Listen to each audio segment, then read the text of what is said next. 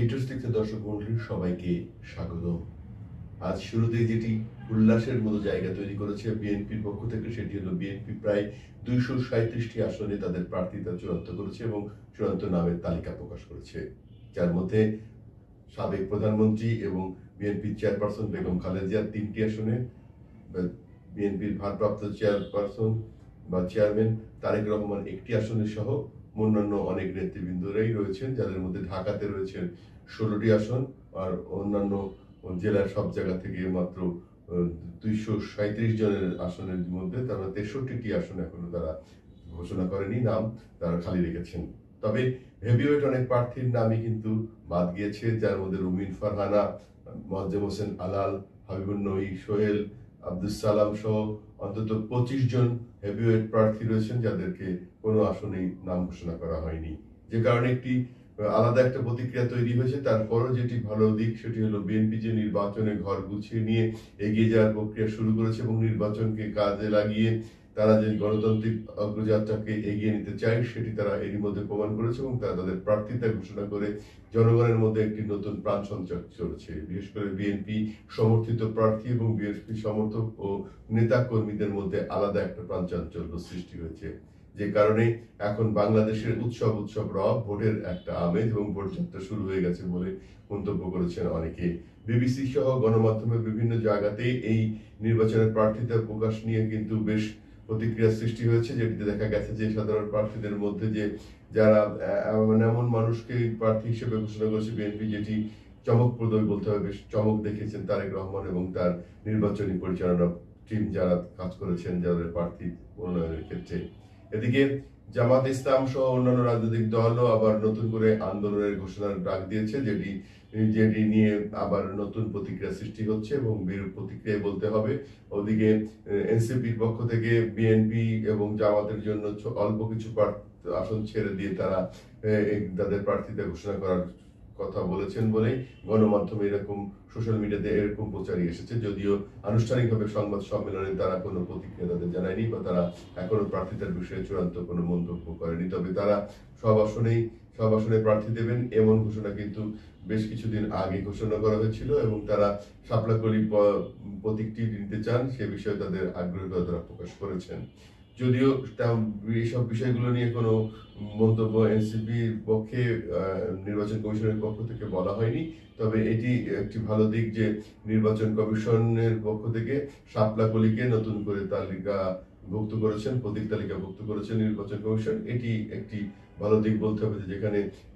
NCP তারা শাপলা প্রতীক নেবার জন্য অনেক দিন ধরে তাদের দাবি করে আসছে এবং তারা প্রয়োজনে আন্দোলনে নামবারও ঘোষণা দিয়েছিলেন। সেই বিষয়টির একটা শেষ পর্যায়ের সমাধান বলতে হবে। এটি অবশ্যই নির্বাচন কমিশনের জন্য ভালো দিক। আর যেটি জানিয়ে রাখা দরকার সেটি হলো বিএনপি যে উদ্যোগটি নিয়েছেন এবং যে চমৎকার ভাবে তাদের নেতা কর্মীদেরকে আনন্দের মাত্রার মধ্যে যোগ করে এবং নির্বাচনের প্রার্থীদের মধ্যে একটা উল্লাস সৃষ্টি করবার যে সুন্দর বক্তব্য গত দিন তারেক রহমান দিয়েছিলেন, যেটি তিনি বলেছিলেন যে গুপ্ত ঘাতকদের হাত থেকে দেশকে রক্ষার জন্য ঐক্যবদ্ধভাবে একক প্রার্থীর পক্ষে কাজ করবার যে তিনি ঘোষণা দিয়েছেন, সেটি কিন্তু কার্যকর করতে পারলে বিএনপির জন্য সবচেয়ে ভালো একটি দিক হবে। এবং যেহেতু ক্লিন ইমেজের প্রার্থীদেরকে তারা মনোনয়ন দিয়েছেন বলেই দলের নেতা কর্মী এবং পর্যবেক্ষক মহলরা বলছেন, সেটি একটা ভালো দিক যে ক্লিন ইমেজের মানুষগুলো যাদের বিরুদ্ধে অভিযোগ নেই এরকম নেতাদেরকে তারা প্রার্থী হিসেবে ঘোষণা করায় সাধারণ মানুষের মধ্যেও এটির একটি আলাদা ইমেজ তৈরি করছে, যে শুধু বিএনপি সমর্থক বা নেতা কর্মীদেরই নয়, সাধারণ মানুষ যারা সাধারণ ভোটার তারাও তাদের ক্লিন ইমেজটাকে গ্রহণ করছেন। এটি অবশ্যই বিএনপি যারা প্রার্থী ঘোষণা করেছেন, যারা মনোনয়ন দিয়েছেন, তাদের একটা সঠিক সিদ্ধান্ত বলতে হবে এবং একটি ভালো দিক বলতে হবে। ওদিকে যেটি জানিয়ে রাখা দরকার সেটি হলো 15তম যে সংশোধনী হয়েছিল সংবিধানের, সেই সংশোধনী বাতিল করবার জন্য যে রায় দেওয়ার বিষয়ে বাতিলের জন্য যে আপিল করেছেন সুজনের পক্ষ থেকে, সুজনের সম্পাদক বদিউল আজম মজুমদার, তিনি আপিল বিভাগে এই রায়ের বিরুদ্ধে বাতিল রায়ের করার জন্য যে সুপ্রিম কোর্টের আপিল করেছেন এবং এ বিষয়ে নির্দেশনা দিয়ে আপিল গ্রহণ করা হবে কি হবে না সে বিষয়ে চূড়ান্ত তথ্য হাইকোর্টের আপিল বিভাগের পক্ষ থেকে জানানো হয়নি। তবে আপিল করেছেন সুজনের সম্পাদক বদিউল আলম মজুমদার, তিনি গণমাধ্যমকে জানিয়েছেন তিনি চান যে আসলে দেশে তত্ত্বাবধায়ক সরকারের যে বিধান রয়েছে সেটি যেন কার্যকর হয় এবং সেটি যেন ফিরিয়ে আনা হয়, সেই দাবিতে তিনি আসলে এই আবেদনটি করেছেন এবং তিনি চান যে বাংলাদেশের অন্তত এইরকম একটি বিধান আসুক যে প্রতি মেয়াদ উত্তর একটি অন্তর্বর্তীকালীন সরকারের অধীনে তত্ত্বাবধায়ক সরকারের অধীনে নির্বাচন সুষ্ঠু ও নিরপেক্ষ নির্বাচন অনুষ্ঠিত হোক। সেই দাবিটি প্রেক্ষিতে তিনি আপিল বিভাগে গিয়েছেন এবং তিনি আশা করছেন সেখানে তিনি সঠিক রায় পাবেন এবং তিনি প্রত্যাশা করছেন যে এর মাধ্যমে দেশে আইনের শাসন বলবৎ হবে এবং আইনের শাসন প্রতিষ্ঠায় স্বাভাবিক অন্তরায়গুলো মুক্ত হবে বলে তিনি মনে করছেন। আর যেটি তিনি বলেছেন যে সেটি হলো যে তারা যে ঐক্যমত্য কমিশনের মাধ্যমে রাজনৈতিক দলগুলোর মধ্যে যে ঐক্য প্রতিষ্ঠা করবার জন্য যে প্রচেষ্টা করেছিলেন সেটি যদি কার্যকর করা না যায় তাহলে তাদের যে ঐক্য প্রতিষ্ঠা সেই ঐক্য প্রতিষ্ঠা আসলে ব্যর্থ হবে। তিনি মনে করেন যে সেই যেন এই ঐক্য প্রতিষ্ঠা ব্যর্থ না হয় সেরকম পদক্ষেপ সরকারের পক্ষ থেকে নেওয়া হবে। ওদিকে আইন উপদেষ্টা মন্ডলীর সকল মন্ত্রণালয়ের সভা শেষে তিনি বলেছেন যে যদি রাজনৈতিক দলগুলো তাদের মধ্যে ঐক্য রাখতে না পারে এবং তারা যদি গণভোট এবং জুলাই সনদের বিষয়ে তাদের ঐক্য প্রচেষ্টার মধ্যে বিভেদ তৈরি হয় এবং তারা যদি ঐক্য থাকতে না পারে তাহলে তারা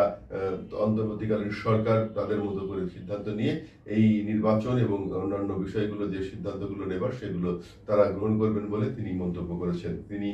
কোন রাজনৈতিক দলের আর মতামত তিনি গ্রহণ করবেন না এরকমটাই মন্তব্য করেছেন আইন উপদেষ্টা। এবং তিনি আরো যেটি স্মরণ করিয়ে দিয়েছেন যে রাজনৈতিক দলগুলোদেরকে ঐক্যমত্য করবার জন্য এই যে সরকার বারবার উদ্যোগ নিয়েছে, যে পদক্ষেপগুলো নিয়েছে, যে কমিশন গঠন করেছে সেই কমিশনের প্রস্তাবনা এবং যে রাজনৈতিক দলগুলোর যে নোট অফ ডিসেন্ট সহ বিভিন্ন শর্তের আবর্ত থেকে যে সমঝোতা স্বাক্ষর হয়েছে সেই স্বাক্ষরে যদি তারা মূল্যায়ন করতে না পারে তাহলে অবশ্যই এটি আসলে এই রাজনৈতিক দলগুলোর কোনো মতামত তিনি প্রাধান্য দেবেন না এবং তিনি বলেছেন যে অন্তর্বর্তী সরকার প্রধান ডক্টর মোহাম্মদ ইউনূস সেটি বলেছেন যে আন্তঃমন্ত্রণালয়ের সভায় যে প্রয়োজনে অন্তর্বর্তীকালীন সরকার তাদের মতো করে সিদ্ধান্ত নিয়ে পরবর্তী যে পদক্ষেপগুলো নেওয়ার প্রয়োজন হবে সেগুলো তাদের মতো করে সিদ্ধান্ত নিয়ে তারা বাস্তবায়ন করবে। কারণ এখন সিদ্ধান্ত নেওয়ার আর কালক্ষেপণের সময় নেই বা সুযোগ নেই, এখন দ্রুত এই কার্যক্রম করতে হবে যেহেতু নির্বাচনের সময় সবকিছুই ক্ষণগণনার পর্যায়ে চলে এসেছে। এখন সেহেতু নির্বাচন অনুষ্ঠানের জন্য রাজনৈতিক দলগুলো যদি তাদের ঐক্যে আসতে না পারে তাহলে তারা তাদের মধ্যে সিদ্ধান্ত নিয়ে বাকি যে পদক্ষেপগুলো নেওয়ার দরকার সেগুলো নিয়ে এই নির্বাচন প্রক্রিয়া অনুষ্ঠান করার জন্য আয়োজন করবেন। এদিকে যে বিষয়টি জানিয়ে রাখা দরকার সেটি হলো যে বাংলাদেশের বর্তমান যে প্রেক্ষাপট সেই প্রেক্ষাপটে রাজনৈতিক দলগুলোর মধ্যে তো বিভেদ তৈরি হয়েছে, অপরদিকে যে অন্যান্য রাজনৈতিক দলগুলো যারা রয়েছেন যেমন এরই মধ্যে জাতীয় পার্টির পক্ষ থেকে বলা হয়েছে যে নির্বাচনে তারা অংশ নেবেন এবং তারা নির্বাচনে অংশ নেবার জন্য তাদের দলীয় নেতাকর্মীদের সাথে আলাপ আলোচনা শুরু করেছেন। যদিও আওয়ামী লীগের পক্ষ থেকে বলা হয়েছে যে যেহেতু কার্যক্রম নিষিদ্ধ রাজনৈতিক দল তাদের পক্ষ থেকে বলা হয়েছে যে শেখ হাসিনা যিনি আওয়ামী লীগের প্রধান এবং সাবেক সরকার প্রধান তিনি যেটি ঘোষণা করেছেন যে বিভিন্ন সোশ্যাল মিডিয়ার মাধ্যমে যে তার যারা সমর্থক ও দলীয় নেতাকর্মীরা আছে তারা এই নির্বাচন বয়কট করবেন, তারা কোনোভাবেই এই নির্বাচনে কাউকে ভোট দিতে যাবে না। এই সব মিলিয়ে আসলে রাজনৈতিক যে বিভেদ ঐক্য যে চেষ্টাগুলো হচ্ছিল বিভেদেই রয়ে গেছে, কারণ ঐক্য প্রচেষ্টার যে রাজনৈতিক দলগুলো তাদের মধ্যেও এখনো সহ অবস্থানের জায়গা তৈরি করা যায়নি, যার ফলে এখনো একটা বিভেদ দোজালার মধ্যে রয়েছে। এদিকে একটি খবর আপনাদেরকে জানাতে হয়, সেটি হলো যে বিসিবি বাংলাদেশ ক্রিকেট বোর্ড সেখানে মহিলা পরিচালক হিসেবে রুবাবাদউল্লাহ আজ দায়িত্ব গ্রহণ করেছেন এবং দায়িত্ব গ্রহণের পর সেখানে সকল পরিচালক যারা ছিলেন তারাও আনুষ্ঠানিকভাবে সেখানে উপস্থিত ছিলেন এবং তারা তাদের মধ্যে অনানুষ্ঠানিক আলোচনার মাধ্যমে নতুন প্রক্রিয়া নতুন কর্মসূচি কিংবা হবে সে বিষয়গুলো নিয়ে আলোচনা করেছেন এবং তিনি যেহেতু একজন নারী ক্রীড়া উদ্যোক্তা সেহেতু তার হাত দিয়ে নতুন নারী ক্রীড়া অঙ্গনের নতুন দিক উন্মোচন হবে বলে ক্রীড়া ব্যক্তিত্ব যারা বা ক্রীড়া সমালোচক বা ক্রীড়া বিষয় বিশেষজ্ঞ যারা রয়েছেন যা ক্রীড়া সংগঠক তারা সেই আশাবাদ ব্যক্ত করেছেন। আর আজকে আরেকটি বিষয় যেটি বলতে হয়, বাংলাদেশ স্পোর্টস প্রেস অ্যাসোসিয়েশন সেটি হলো ক্রীড়া লেখক সমিতি। সেই ক্রীড়া লেখক সমিতির আসলে নতুন ভবন উদ্বোধন হয়েছে, যেটি সেই ভবনে আমাদের বাংলাদেশ ক্রিকেট বোর্ডের অধিকাংশ সদস্যই সেই অনুষ্ঠানে নতুন ভবনের নতুন অফিস উদ্বোধনী অনুষ্ঠানে অংশ নিয়েছিলেন। সেটি বেশ আনন্দঘন পরিবেশের মধ্যে সকলের মধ্যে কুশল বিনিময়ের মধ্যে দিয়ে এই অফিস উদ্বোধন হয়েছে। এটি আসলে আমাদের ক্রীড়া সাংবাদিকতার ক্ষেত্রে ক্রীড়া সাংবাদিকদের জন্য একটি বড় পাওয়া, যারা প্রতি বছর দেশের বিশিষ্ট ক্রীড়া ব্যক্তিদেরকে সম্মানিত করার উদ্যোগও এই প্রতিষ্ঠান থেকে নিয়ে থাকে। আমরা আজ এই পর্যন্তই, আগামী পর্ব দেখবার আমন্ত্রণ জানিয়ে শেষ করছি। সবাই ভালো থাকবেন। আল্লাহ হাফেজ।